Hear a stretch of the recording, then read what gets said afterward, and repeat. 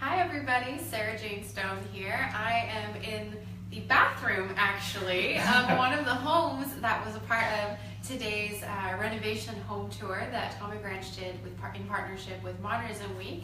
With me I have our wonderful homeowners, Hi. Keith and Randy, and today they're going to be sharing with us about their incredible collection of Charley Harper artwork. So why don't you get us started with this first piece here? So this first piece we acquired in 2003. It's called Soul and Angelfish, and it's one of Charley's older pieces from the early 50s. Randy actually discovered Charley on the internet when he was looking for artists of the period, and we both fell in love with it. And it was the first piece we acquired, we believe, from the Charley Harper estate, although we no longer have the paperwork. So that's when we kind of got started with Charley Harper, really fell in love with him. The Gateway Harper. It was the Gateway Harper. Okay. Yeah, we'll go from there. Shall we head this way? We shall. They have a lot more in their office, so we're going to take a little bit of a walk. And just keep following us. So stepping in here, this is actually their home office where they have an incredible series hung up all together. So most of the art in this room is from the Four Times, actually all of it is from the Four Times magazine series from the 50s. And there's three birds at the top, and the rest of it is all from the traveling series. So it includes the Grand Union Hotel, the St. Louis World Fair, the Grand Canyon, as well as White Sands, the redwood that recently fell down that everyone is aware of in California that you would drive through. We have Lookout Mountain, which I'm actually not sure what state that's in. Do you know? I would say it's like in the Blue Mountains. In the Blue Mountains? Oh, Probably hence the reason it's blue. That would make sense. And down here we have Natural Bridge. We do not have the entire collection.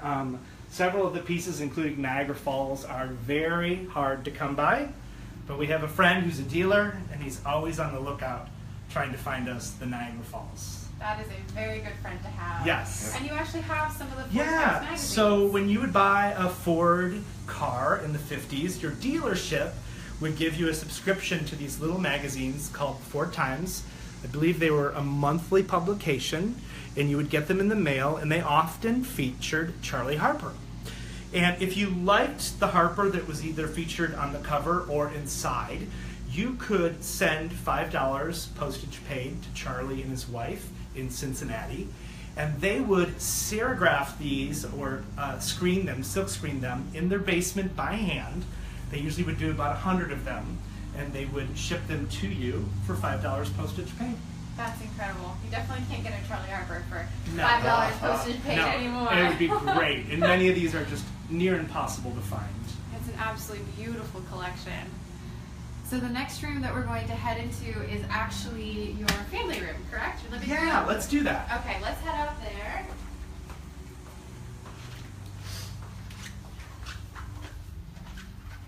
So for those of you viewing at home, on your phones, whatever, you are actually getting just a tiny bit of a sneak peek at the home that was on the tour today.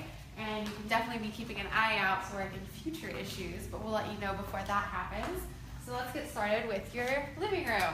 Yeah, so most of these I refer to as our pink collection, because each one of them has some degree of pink in them.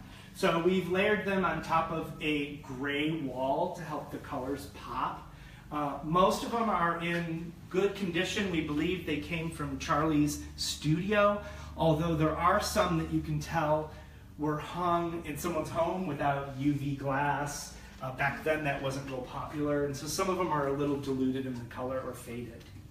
Wow, they look beautiful, and you're right, the gray wall definitely helps make all the colors pop. And I spot a couple ladybugs over here. So he did do some bugs as part of the series. These are two of the ladybugs. The bottom one actually is part of the Ford Times. The top one, I'm told, was 1960, so it was just after the Ford Times completed. Okay. But it's the same size and scale before Charley moved into prints that were larger and smaller. All right. Well, we've saved the best for last. So everyone has seen the photo of these guys' incredible dining room, and we kind of skipped past it here.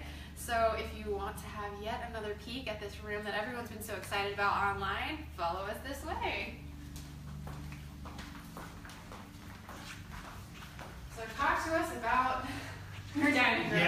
So this is most of my, or our, blue and green Charley Harpers. Details. This is the second Charley Harper that I ever owned. It's called the Brown Creeper. And when I purchased this one, it was in New York in, I believe, 2006. And I had an opportunity to actually meet Charley Harper and Todd Oldham in the Todd Oldham studio. And what's so great about this one is it actually has a note on the back from Charley Harper that says, "To Keith, Charley Harper," and the date that I got it was September 28th, 2006, and a little article about Charley himself. Some people ask us how we got these hung so perfectly. Yes. Well, they're all, first of all, matted and framed in the same size. And then on the back of them, they have a system called Wall Buddies. And our dealer and framer, Larry Smith with Circle City Frames, he's a great resource if you're looking for Charley Harpers. He puts these on for us, and they're all measured equidistant. So you literally can move them around until you get, and you just can rotate it a little to the right until you get them level. And that way you can keep them all equidistant and still move them around very easily. And you were just telling me earlier that recently you traded out a piece in this top corner, right? Yeah, unfortunately the praying mantis got temporarily bumped for our latest piece, which is, Randy? Indigo bunting. Indigo bunting. So beautiful. Yeah, Charley, it's signed in the plate, which you can see there. But Charley didn't pencil in the name of this one on the bottom. I'm not sure why. But a lot of them, we sometimes forget the names because there are so many. There's about 98 in the series. So this is the green J here, and you can see how Charley labeled it.